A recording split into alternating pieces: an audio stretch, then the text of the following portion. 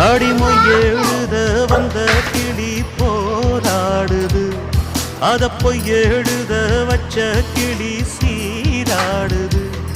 இதில் யார சொல்லி குத்தம் என்ன, எல்லாம் நேரம்தான். அடி ஒன்னோடொன்று சேராவிட்டால் என்றும் பாரந்தான். தித்திக்கும் செங்கரும்பே இத்தனை நாள் எங்கிருந்து, ஒட்டு விட்ட தேனரும்பே போதுமடி உன் குறும்பே. விட்ட கூரையோ தொட்ட கூரையோ இந்த உறவு என்ன முறையோ. ஒரு போல கிளி சோடி தன்ன தேடுது தேடுதுமா, அது திக்க விட்டு திசைய விட்டு நிக்குது நிக்குது முன்னே.